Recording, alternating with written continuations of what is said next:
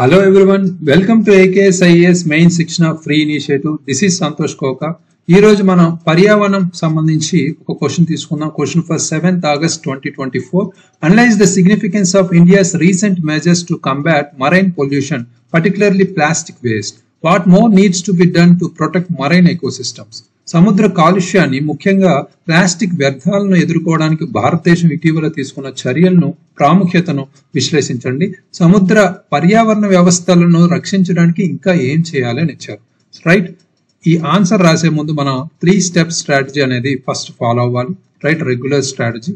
ఇందులో ముఖ్యంగా question reading కి మనం ఒక 1 minute కేటాయించి ఇందులో ఉన్న ముఖ్యమైన అంశాలు అంటే పర్టికులర్ గా ఏ టాపిక్ గురించి ఇచ్చారు, ఎన్ని కీవర్డ్స్ ఉన్నాయి, అదే విధంగా క్వశ్చన్ ట్యాగ్స్ ఏంటి అనేది అబ్జర్వ్ చేయాలి. రైట్, ఇక్కడ టాపిక్ ఏంటి? మరైన్ పొల్యూషన్, సముద్ర కాలుష్యం అనేది వెరీ వెరీ ఇంపార్టెంట్ మనకి ఎన్విరాన్మెంట్ టాపిక్ లో. రైట్, అందులో భాగంగా ఇక్కడ మనకి 2 parts లో క్వశ్చన్ అయితే ఇచ్చారు. రైట్, ఒకటి ఫస్ట్ ప్రాముఖ్యత గురించి అడిగారు ఇక్కడ ముఖ్యంగా. నెక్స్ట్ సెకండ్ పార్ట్ లో ఏ మెజర్స్ తీసుకోవాలి, ఏ చర్యలు తీసుకోవాలి అనేది కూడా సెకండ్ పార్ట్ లో అడిగారు. రైట్, సో ఇన్ బిట్వీన్ మనం రాయాల్సింది సవాలు అనేది కొత్తగా యాడ్ చేసి రాయాలి. రైట్, అదొకటి మిస్ అవుతున్నారు చాలా మంది, అది చూసుకోండి. క్వశ్చన్ లో అడిగినా అడగకపోయినా ఇన్ బిట్వీన్ కొన్ని తీసుకోవాల్సిన చర్యలు ఒకసారి అడగరు, అది కూడా మనం రాయాలి. లేదా కొన్ని సవాళ్ళు అనేవి రాయాలి, ఫుల్ఫిల్ చేయాలన్నమాట ఒక ఆన్సర్ ని పర్టికులర్ గా. నెక్స్ట్ ఇక్కడ క్వశ్చన్ ట్యాగ్స్ అబ్జర్వ్ చేస్తే అనలైజ్ అనేది, విశ్లేషణ అనేది ఇక్కడ ఒక కీవర్డ్, ఇంపార్టెంట్ కీవర్డ్. దీనికి మనం రెగ్యులర్ గా రాసేది పాజిటివ్స్ నెగిటివ్స్ రాస్తాం, దానికి సంబంధించిన ఇంపార్టెంట్ ఫ్యాక్ట్స్ అనేవి ఎగ్జాంపుల్స్ అనేవి ఇంక్లూడ్ చేస్తాం, అది ఇక్కడ ఇంపార్టెన్స్. రైట్, నెక్స్ట్ మనకి వాట్ అంటే ఏంటి, ఏం చేయాలి అనేది ఇచ్చారు, అది రెగ్యులర్ కీవర్డ్ కాబట్టి no problem, no worries here. Next ఇక్కడ మనం ముందుగా అబ్జర్వ్ చేయాల్సింది కీవర్డ్స్. కీవర్డ్స్ ఏంటి? ప్రాముఖ్యత అనేది ఎక్కువ మొదటి కీవర్డ్ గా ఇక్కడ చెప్పొచ్చు. అంటే ఆల్రెడీ ఇండియా రీసెంట్ మెజర్స్ అనే గురించి అడిగారు. రైట్, ఇక్కడ చాలా మంది ఏంటంటే ఈ ఫస్ట్ పార్ట్ లోనే సిగ్నిఫికెన్స్ పార్ట్ లో ఏం రాస్తున్నారు అంటే రీసెంట్ గా తీసుకున్న మెజర్స్ రాస్తున్నారు, అది కాదు. ఇక్కడ అర్థం చేసుకోవాలి క్వశ్చన్. ఇక్కడ ఇటీవల భారతదేశం తీసుకున్న చర్యల ప్రాముఖ్యతను తెలపండి అని చెప్పారు, అంటే విశ్లేషించండి అన్నారు. అంటే చర్యలు ఎందుకు తీసుకున్నారో దాని ఇంపార్టెన్స్ ఏంటి అనేది రాయాలి, కానీ చర్యలు రాయకూడదు. చాలా మంది చర్యలు రాస్తున్నారు, ఆ చర్యలు అనేవి మనం ఇంట్రడక్షన్ లోనో లేదా బాడీ పార్ట్ స్టార్ట్ చేసే ముందో రాయాలి, కానీ మనం సిగ్నిఫికెన్స్ పార్ట్ లేదా ప్రాముఖ్యత పార్ట్ లో రాయకూడదు, అది అర్థం చేసుకోవాలి. అదే విధంగా మనకి నెక్స్ట్ కీవర్డ్ భారతదేశం ఇటీవల తీసుకున్న చర్యల గురించి ఇక్కడ అడిగారు కాబట్టి అది ఇంపార్టెంట్ కీవర్డ్. నెక్స్ట్ పర్టికులర్ గా మనకి ప్లాస్టిక్ వేస్ట్ మీద అడిగారు. రైట్, ప్లాస్టిక్ వ్యర్థాల గురించి అడిగారు కాబట్టి అది కూడా ఇక్కడ ఇంపార్టెంట్. నెక్స్ట్ మనకి ఇంకా ఏం చేయాలి అనేది కూడా ఇంకొక కీవర్డ్, మనం అది కూడా ఇక్కడ అర్థం చేసుకోవాలి. నెక్స్ట్ మనం ఇక్కడ సెకండ్ మనం తీసుకోవాలంటే సెకండ్ స్టెప్ లో మనం బ్రెయిన్ స్టార్మ్ చేసుకోవాలి. ఏం చేయాలి? ముఖ్యంగా 1 minute లో మనం మనకున్న ఈ అంశానికి సంబంధించిన ఇంపార్టెంట్ అంశాలన్నీ మనం ఒకసారి రీకాల్ చేసుకుంటాం. రైట్, సో మరైన్ పొల్యూషన్ అంటే సముద్ర కాలుష్యానికి సంబంధించి ఏమున్నాయి, ఇంటర్నేషనల్ వైజ్ గా కావచ్చు, ఇక్కడ మనం LNI టెక్నిక్ అనేది బాగా ఫాలో అవ్వచ్చు. స్థానికంగా ఏమున్నాయి, ఫర్ ఎగ్జాంపుల్ మనకున్న కొన్ని మరైన్ పొల్యూషన్ వైజ్ కొన్ని ఎగ్జాంపుల్స్ ఉంటాయి. రైట్, కోరంగి ప్లేస్ లో కావచ్చు, లేదా కొన్ని ఒడిశా ప్రాంతంలో ఉన్న కొన్ని ఆలివ్ రిడ్లీ టర్టిల్స్ లాంటివి కావచ్చు, తాబేలుకి సంబంధించి. రైట్, ఇలాంటివి మనం ఎగ్జాంపుల్స్ మనం లోకల్ గా రాయొచ్చు, లేదా నేషనల్ వైజ్ మనకి ప్లాస్టిక్ వేస్ట్ మేనేజ్మెంట్ కి సంబంధించి అంటే ప్లాస్టిక్ వ్యర్థాల నిర్వహణ నియమాలు అనేవి 2016లో ఉన్నదాన్ని 2021లో సవరణలు చేశారు. రైట్, అవి మనం ఇంక్లూడ్ చేసుకోవాలి. రైట్, ఇంకా ఇలాంటివి ఏమున్నాయి, రిపోర్ట్స్ కావచ్చు, నివేదికలు, అదేవిధంగా డేటాకి సంబంధించి కొన్ని ఫ్యాక్ట్స్, ఎగ్జాంపుల్స్, ఇవన్నీ మనం ఉన్నాయా లేదా మన ఆన్సర్లు అనేది మనం ఇక్కడ రీకాల్ చేసుకోవాలి, దీనికి సంబంధించిన each and every information. Next మనం థర్డ్ స్టెప్ లో మనం ఆన్సర్ అనేది రాయడం స్టార్ట్ చేస్తాం. ఇది 6 నిమిషాల్లో రాయొచ్చు ఇప్పుడు మనం ఈ 2 స్టెప్స్ ఫాలో అయితేనే.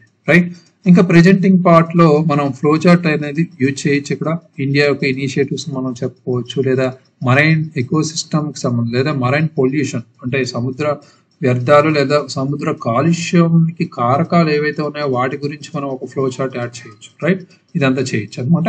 రైట్, నెక్స్ట్ పరిచయంలో వస్తే భారతదేశం యొక్క ఇటీవల చర్యలు కార్యక్రమాలు ఇక్కడే మనం స్టార్ట్ చేయొచ్చు, ఎందుకంటే మనం రాసేది current affairs introduction plus static part రాస్తాం కాబట్టి. రైట్, అది ఇంపార్టెంట్. ఇక్కడ ఫస్ట్ గా మనం కార్యక్రమాలు ఏమున్నాయో చెప్పేస్తాం.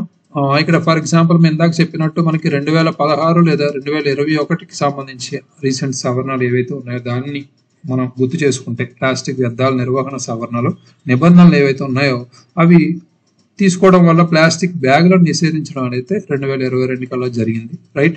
అది ఒకటి ఇంపార్టెంట్. నెక్స్ట్ మనకున్న స్వచ్ఛ సాగర్ అండ్ సురక్షిత సాగర్ అనే కార్యక్రమం ఏదైతే ఉందో ఆ కార్యక్రమాన్ని కూడా మనకి 2022లోనే ప్రారంభించారు. దీనికి 150,000 అంటే 150,000 మందికి పైగా వాలంటీర్ల భాగస్వామ్యంతో 75 బీచ్లని శుభ్రం చేసి సముద్ర కాలుష్యం తగ్గించడంలో ప్రజల భాగస్వామ్యాన్ని కూడా పెంచారు. దీనివల్ల ఇది వెరీ వెరీ ఇంపార్టెంట్. ఇది కూడా మన ఆన్సర్లో ఉండేలా చూసుకోవాలి, రైట్? ఇలాంటివి 2-3 మనం స్టార్ట్ చేసి సముద్ర కాలుష్యం గురించి స్టాటిక్ పార్ట్ ఇక్కడ ఒకటే లింక్ చేస్తాం. అంటే సముద్ర కాలుష్యం అంటే ఏంటి అనే దాని మీద రాయొచ్చు. దాని కారకాల గురించి మనం ఇందాక చెప్పినట్టు ఒక ఫ్లో చార్ట్ అయితే యాడ్ చేసుకోవచ్చు, రైట్? అది సింపుల్. నెక్స్ట్ బాడీ పార్ట్ లో మనం అబ్జర్వ్ చేస్తే ఇక్కడ బాడీ పార్ట్ లో చూసుకుంటే మనం ఒక్కొక్క కీవర్డ్ ని అడ్రస్ చేసుకుంటా వెళ్తాం, రైట్? భారతదేశం యొక్క ఇటీవలి చర్యల ప్రాముఖ్యత అని అడిగారు కాబట్టి అవి తీసుకున్నారు చర్యలు, దానికి ఎందుకు తీసుకున్నారు అనేది మనం అర్థం చేసుకుంటే పర్యావరణ పరిరక్షణకి అనేది ఒకటి చెప్పచ్చు. ఎందుకంటే ఇక్కడ సెంట్రల్ పొల్యూషన్ కంట్రోల్ బోర్డ్ నివేదిక ప్రకారం మనం ఆలోచిస్తే ఆల్మోస్ట్ ఇండియాలో ప్రతి సంవత్సరం 3.3 మిలియన్ మెట్రిక్ టన్నుల ప్లాస్టిక్ వ్యర్థాలు ఉత్పత్తి అవుతున్నాయంట. సో దానికి సంబంధించి మనకి ఎక్కువ భాగం సముద్రాల్లో చేరుతాయి కాబట్టి ఈ గైడ్ లైన్స్ అనేవి చాలా ఇంపార్టెంట్ మన చర్యలు అనేవి అనేది ఇక్కడ చెప్పచ్చు. నెక్స్ట్ ప్రజారోగ్యం. ఆల్మోస్ట్ మనకి ప్లాస్టిక్ పొల్యూషన్ లేదా వ్యర్థాలు పెరుగుతున్నప్పుడు ఎన్విరాన్మెంట్ మీదే కాదు ఎఫెక్ట్, మనకి ఒక పక్క మన మనుషుల మీద, మానవుల మీద, ఒక పక్క సముద్రంలో ఎక్కువగా జీవించే జీవాల మీద కూడా పడతాయి. అది కూడా ఇంపార్టెంట్. దీనికి సంబంధించి భారతదేశంతో పాటు మనకి 83% మైక్రో ప్లాస్టిక్లు పునరావృతం కాగలవు అనేది కూడా చెప్తున్నారు తాగునీటిలో ప్రత్యేకించి, రైట్? ఒక అధ్యయనం ప్రకారం. ఆర్థిక ప్రయోజనాల పరంగా మనం మాట్లాడుకున్నాం. 2019లో ఇండియా యొక్క జీడిపికి సుమారు 1.3 ట్రిలియన్ ఆర్ బిలియన్ డాలర్ మనకి ఇక్కడ ఆదాయం అయితే తీసుకురావడంలో సహకరించిన తీర ప్రాంత టూరిజం కూడా ఈ పరిశుభ్రత సముద్ర ప్రాంతాలతో ప్రయోజనం పొందే అవకాశం అయితే ఉంది, రైట్? ఈ చర్యల ద్వారా. అది కూడా ఇంపార్టెంటే.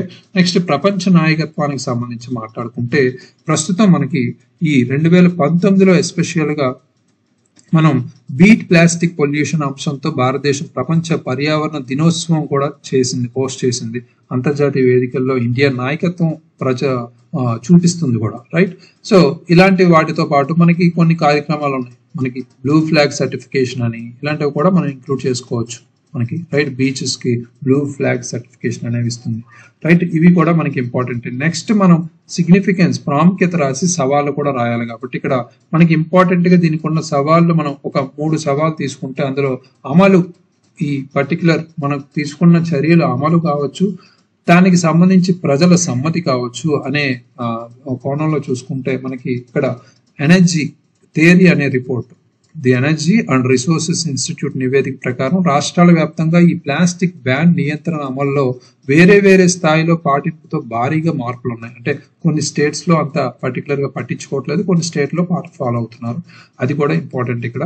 నెక్స్ట్ వ్యర్థాల నిర్వహణ కొరకు మౌలిక సదుపాయాలు కూడా మనకు అవసరమే, రైట్? అదొక సవాలుగా ఉంది.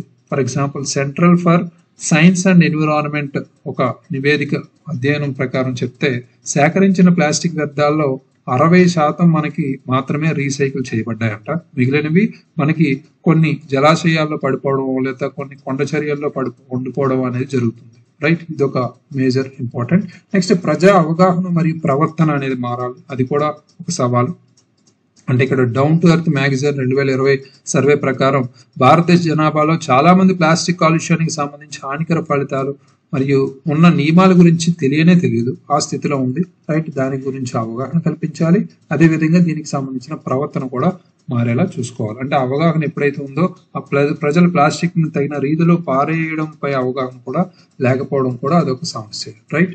నెక్స్ట్ మనం చూసుకుంటే అవసరమైన చర్యలు అనేది ఆ సవాళ్ళని ప్రతిఘటించే లేదా సవాళ్ళని నిర్మూలించే సమస్యను పరిష్కరించే చర్యలు అయితే మనకి చెప్పాలి కాబట్టి వ్యర్థాల నిర్వహణ వ్యవస్థల బలోపేతం అనేది ఒకటిగా మనం చెప్పుకోవచ్చు. ఎందుకంటే అదనపు రీసైక్లింగ్ కేంద్రాలను మరియు వ్యర్థాలను ఈ పర్టికులర్ కొన్ని ప్లాంట్లలో ఏర్పాటు చేయడం వల్ల ప్లాస్టిక్ వ్యర్థాలను మనం సమర్థవంతంగా నిర్వహించడానికి సహాయపడుతుంది. లేదా విధానం మన పాలసీకి సంబంధించి లేదా నియంత్రణ సంస్కరణలు అయితే మనకి ఇంపార్టెంట్. ఫర్ ఎగ్జాంపుల్ మనకున్న ఎక్స్టెండెడ్ కొన్ని వాణిజ్యాల్లో పర్యావరణ అనుకూల ప్రత్యామ్నాయాలు అయితే ప్రోత్సాహాలను ఇస్తున్నారు మానవాళిని ప్లాస్టిక్ నుంచి తరలించడానికి, రైట్, కాపాడడానికి. For example extended producer responsibility EPR అనే 2021లో ప్రవేశపెట్టారు. ఈ మార్గదర్శకాలతో ఏంటంటే ప్లాస్టిక్ ఉత్పత్తుల జీవనకాల నిర్వహణకు ఉత్పత్తిదారులు బాధ్యత వహిస్తారు. అంటే మనకి ఈ కార్పొరేట్ సోషల్ రెస్పాన్సిబిలిటీ ఎలా ఉందో అలాగే ఈపీఆర్ ని మనం తీసుకొచ్చారు ఈ ప్లాస్టిక్ సంబంధించి. అది కూడా ఇంపార్టెంట్ గా ఇందులో రాయొచ్చు. నెక్స్ట్ సాంకేతిక ఆవిష్కరణలకు సంబంధించి కూడా మనం ఇక్కడ మాట్లాడుకుంటే IIT Kharagpur, especially IIT Kharagpur 2020లో పరిశోధన ద్వారా పరిశ్రమ వ్యర్థాల నుంచి బయోడిగ్రేడబుల్ ప్లాస్టిక్ ని అభివృద్ధి చేసింది. ప్లాస్టిక్ కాలుష్యానికి సాంకేతిక పరిష్కారాల్లో కూడా భారతదేశం ముందుగా ఉందనేది చూపించింది కూడా. అది ఇలాంటి ఎగ్జాంపుల్స్ అయితే మనం అక్కడక్కడ మనం యూజ్ చేయాల్సి ఉంటుంది, రైట్. సామాజిక భాగస్వామ్యం మరియు అవగాహన అనేది కూడా మనం ఇందాక ఛాలెంజెస్ లో రాసాం కాబట్టి అదే ఇక్కడ ఇంక్లూడ్ చేసుకుంటాం. ఇక్కడ ముందుగా సముదాయ భాగస్వామ్యం లేదా విద్యకు అవగాహన సంబంధించి మాట్లాడుకుంటే ఇక్కడ ముఖ్యంగా ప్లాస్టిక్ వ్యర్థాల నిర్వహణ కార్యక్రమం ఏదైతుందో భారతదేశంలో వ్యర్థాల వర్గీకరణ కావచ్చు, రీసైక్లింగ్ కావచ్చు, ప్రజల భాగస్వామ్యాన్ని ప్రోత్సహించాల్సిన అవసరం అయితే ఉంది కొన్ని కార్యక్రమాల ద్వారా. అంతర్జాతీయ సహకారం కూడా అవసరం. ఇక్కడ అంతర్జాతీయ సహకారానికి సంబంధించి సముద్ర కాలుష్యాన్ని ఎక్కువగా తగ్గించడానికి గ్లోబల్ పార్ట్నర్షిప్ అనేది ఉంది. Global partnership on marine litter అంటే వ్యర్థాలకు సంబంధించి, అంటే సముద్ర వ్యర్థాలపై ఈ ప్రపంచ భాగస్వామ్యం అనేది ఒకటి ఉంది. సో అందులో భారతదేశం భాగస్వామ్యం పరిపూర్ణంగా అంతర్జాతీయ సహకారం యొక్క ఉదాహరణగా మనం చెప్పుకోవచ్చు, రైట్. ఇలాంటివి మనం అక్కడక్కడ గ్లోబల్ గా మనం ఇంటర్నేషనల్ గా నేషనల్ వైజ్ లోకల్ వైజ్ అన్ని అంశాలు ఇంక్లూడ్ చేయాల్సి ఉంటుంది. ఫైనల్ గా కంక్లూజన్కి వచ్చేసరికి ముగింపులో మనం 1.5 లైన్ లో రాస్తాం. అంటే ఇవి పైన చెప్పిన సూచనలు ఫాలో అయితే మనం భవిష్యత్ తరాలకు పరిశుభ్రమైన మహాసముద్రాలను నిర్ధారిస్తూ సముద్ర సంరక్షణలో ప్రపంచ ప్రమాణాన్ని నెలకొల్పగల సామర్థ్యం భారతదేశానికి ఉంది అనేది రాయాలి. అంటే ప్రపంచంలోనే ఒక ప్రమాణాన్ని మనం సెట్ చేయొచ్చు అనమాట, ఒక బెంచ్ మార్క్ ని. అది మనం ఇక్కడ లింక్ చేయొచ్చు ఇలాంటిది. లేదా SDG goals, for example sustainable సుస్థిరాభివృద్ధి లక్ష్యాలు 13, 14, 13 అంటే క్లైమేట్ యాక్షన్, 14కి సంబంధించి పర్టికులర్ గా ఓషన్స్ లో సముద్రాల్లో జీవాలకు సంబంధించి లైఫ్ ఆన్ అండర్ అర్త్ ఉంది, రైట్. ఇవి కూడా మనం ఇంక్లూడ్ చేసుకోవచ్చు, రైట్, లక్ష్యాలకు సంబంధించి. ఇది బెస్ట్ స్ట్రక్చర్. అయితే ఈ రోజు రాసిన ఆన్సర్ మనం చూస్తే సాయన్న ఉమా రాశారు. అది పర్టికులర్ గా ఒకసారి చూద్దాం ఆన్సర్ ఎలా రాశారు. ఇటీవల ప్రపంచ దేశాలు సముద్ర సంబంధ హై సీస్ లో జీవ వైద్యాన్ని రక్షించడానికి ఒక ఒప్పందం చేసుకున్నారు అనే దాని మీద స్టార్ట్ చేశారు. గుడ్. అంటే any recent current affairs or recent developments మీద స్టార్ట్ చేయొచ్చు, పర్టికులర్ టాపిక్ రిలేటెడ్. అంటే టాపిక్ రిలేట్ లేకుండా మనం రాయకూడదు, అదే మెయిన్ ఇంపార్టెంట్. ఇటీవల షార్క్ మరియు ఇతర పెద్ద చేపల కడుపులో చాలా పెద్ద మొత్తంలో ప్లాస్టిక్ వ్యర్థాలు కనుగొన్నారు అనేది కూడా రాశారు. Okay, good. భారతదేశం ఇటీవల తీసుకున్న చర్యలు ప్రాముఖ్యతకు సంబంధించి వ్యర్థాల చట్టం గురించి రాశారు. Very good. దానికి సంబంధించిన అమెండ్మెంట్ అయితే రాయలేదు 2021. అది వెరీ గుడ్, వెరీ ఇంపార్టెంట్, ఎందుకంటే రీసెంట్ అమెండ్మెంట్స్. 2022 జూలై నుండి సింగిల్ యూజ్ ప్లాస్టిక్స్ ని కూడా నిషేధించడం అనేది కూడా జరిగింది, అది రాశారు. గంగా కళ్యాణ్ యోజనకు సంబంధించి గంగా నది ప్రక్షాళన గురించి కూడా లింక్ చేశారు. Very good. Blue flag certification కూడా లింక్ చేశారు. ఈ 12 బీచ్లు దాదాపు పొందాయని. స్వచ్ఛ భారత్ పథకం గ్రామీణ పట్టణ ప్రాంతాల్లో ఈ తడి చెత్త పొడి చెత్త ఇలా మనం ఫిల్టర్ చేసుకుంటూ వ్యర్థ జలాల శుద్ధిని వాటర్ ప్లస్ పట్టణాలుగా మారడం అనేది కూడా మనం చూస్తున్నాం. సమస్యలకు సంబంధించి మాట్లాడుకుంటే భారత ప్రభుత్వ చర్యలు ఎన్ని తీసుకున్నా ఇప్పటికీ 5 మిలియన్ టన్నుల ప్లాస్టిక్ వ్యర్థాలు ఉన్నాయనే ఫ్యాక్ట్ ని కూడా డేటాను కూడా లింక్ చేశారు. జనాభా అవగాహన లోపం, నిషేధం, ప్లాస్టిక్ నిషేధం సమర్థవంతంగా అమలు కావడం లేదు, అంటే ఇంప్లిమెంటేషన్ లోపాలు కూడా. కేవలం 30% మాత్రమే రీసైక్లింగ్ జరుగుతుంది. ఇందాక చెప్పుకున్నట్టు మొత్తం 60 నుంచి 70% వరకు రీసైక్లింగ్ జరగట్లేదు అనేది ఇక్కడ తెలుస్తుంది. ప్లాస్టిక్ వల్ల బయో అక్యుములేషన్ అనేది బయో మ్యాగ్నిఫికేషన్ జరుగుతుంది. ఇది సముద్ర జలాల జాతుల మనుగడికే కాదు మానవ జాతికి కూడా ప్రమాదకరం అనేది లింక్ చేశారు. ఇవన్నీ సమస్యలు, రైట్. దీనికి సంబంధించి తీసుకోవాల్సిన చర్యలు కూడా మన క్వశ్చన్లో అడిగారు కాబట్టి కంపల్సరీ రాయాలి. సింగిల్ యూజ్ ప్లాస్టిక్ నిషేధ నిబంధనలు కఠినంగా అమలు చేయాలి. ఇంకా బ్లూ ఫ్లాగ్ సర్టిఫికేషన్ పొందేలా ఇంకా బీచ్లను పరిశుభ్రంగా ఉంచాలి. ప్రజలకు అవగాహన కార్యక్రమాలు కల్పించాలి. రీసైక్లింగ్ సాంకేతికతలను కూడా అన్ని గ్రామాల పట్టణాలు అందిపుచ్చుకోవాలని, చెత్త సేకరణ సమయంలోనే తడి పొడి చెత్త విభజన సమర్థవంతంగా చేసి రీసైక్లింగ్ చేయాలని, గోదావరి కృష్ణ వంటి ఇతర నదుల ప్రక్షాళన కూడా చేయాలని, తెలంగాణ ప్రభుత్వం మూసీ ప్రక్షాళన కూడా ఇతర దేశాల విధానాలను అవసరమైనవి తీసుకుని ముందుకు వెళ్ళాలి. ఎస్టీజీ 14 ప్రకారం సముద్ర జీవ వైవిధ్య రక్షణ ప్రపంచ దేశాల అందరి బాధ్యత. ఆ లక్ష్యాన్ని నెరవేరేలా వివిధ చర్యలతో ముందుకు వెళ్ళాలి. ఓకే, ఇక్కడ ముఖ్యంగా గోదావరి కృష్ణ అని కొన్ని ఎగ్జాంపుల్స్ స్టేట్ వైజ్ రాయాల్సిన అవసరం అయితే లేదు, కొన్ని యాడ్ చేయొచ్చు పెక్యులర్ గా, రైట్. ఇంకా చాలా చేయాల్సినవి ఉన్నాయి కాబట్టి ఇక్కడ పర్టికులర్ గా మనం ముఖ్యంగా ఇక్కడ వేరే దేశాలు అని ఇక్కడ మెన్షన్ చేశారు. ఇక్కడ 1, 2, 3 లేదా 1, 2 దేశాల గురించి మాట్లాడుతూ చెప్పచ్చు, రైట్. ఇలాంటి ఎగ్జాంపుల్స్ అనేవి మనకి రాయాలి కంపల్సరీ, రైట్. సో ఇంకా మనం చూసుకుంటే ఇక్కడ ఒక అమెండ్మెంట్ రిలేటెడ్ గా రాయలేదు. అదేవిధంగా ఇక్కడ ప్లాస్టిక్ కాలుష్యం లేదా మనకి ఉన్న సముద్ర కాలుష్యం గురించి మాట్లాడితే ఇంకా బెటర్. అంటే సముద్ర కాలుష్యం అంటే ఏంటి, లేదా కారకాలకు సంబంధించి ఒక ఫ్లో చార్ట్ ఇంక్లూడ్ చేసుకుంటే ఇంకా ఎఫెక్టివ్ ఉంటుంది. అంటే స్టాటిక్ మిస్ అయినట్టు అనమాట, రైట్. అది చూసుకోవాలి, అదొకటి. ఇంకా రైటింగ్ అనేది, హ్యాండ్ రైటింగ్ అనేది కొంత ఫాస్ట్ లో మనం రాసేటప్పుడు ఇలా ఉండొచ్చు. బట్ ఒకేసారి ఇంకా 15 క్వశ్చన్స్ లేదా యూపీఎస్సీలో 20 క్వశ్చన్స్ ఒకేసారి రాస్తాం కాబట్టి చాలా ప్రాబ్లం ఫేస్ చేయాలి. సో హ్యాండ్ రైటింగ్ అనేది రౌండ్ గా రావడానికి ట్రై చేయండి మాక్సిమం. ఓకే, ఇలా అయితే ఓకే. బట్ ఇంకా స్పెసిఫిక్ గా కొంత మనం క్లమ్జీ లేకుండా చూసుకోవాలి, రైట్. సో నెక్స్ట్ మనకి ఇంకా కొన్ని ఎన్విరాన్మెంటల్ ఇంపాక్ట్ అసెస్మెంట్ కావచ్చు, ఇందాక చెప్పినట్టు స్వచ్ఛ సాగర్, సురక్షిత్ సాగర్ లాంటి కార్యక్రమాలు కావచ్చు, ఇటీవల భారతదేశం తీసుకున్నవి, ఇలాంటివి మిస్ అయ్యే కొన్ని, అవి రిపోర్ట్స్ రిలేటెడ్ కూడా ఇంకా ఎఫెక్టివ్ గా ఇంక్లూడ్ చేసుకోవచ్చు. ఓవరాల్ ఈ ఆన్సర్ కి మనం 5.5 10 మార్క్స్ అయితే ఇవ్వచ్చు. Very good attempt. అలా రాస్తూ ఉండండి, రాస్తుంటే కంపల్సరీ ఎక్కడ ఏం మిస్ అవుతున్నాం అంటే ఆల్రెడీ క్వశ్చన్ లో ఉన్న కీవర్డ్స్ అడ్రస్ చేస్తున్నామా లేదా దాని మీద మనం ఫోకస్ చేయాలి. అందరూ చాలా మంది వీడియోస్ చూడకుండా ఆన్సర్స్ రాసేసి పంపిస్తున్నారు, బట్ అది చాలా కేర్లెస్నెస్. ఎందుకంటే మనం వీడియో చూస్తూ మనం ఆన్సర్స్ ఎలా రాస్తున్నారు వేరే వాళ్ళని చూసి ఆన్సర్ రాయడం, దాని వల్ల ఇంప్రూవ్మెంట్స్ చేసుకోవడం అనేది ఇంపార్టెంట్. డే బై డే మనం everyday same answer same structures తో రాస్తున్నారు, మిస్టేక్స్ రిపీట్ చేస్తున్నారు, అది మనం తగ్గించాలి, రైట్.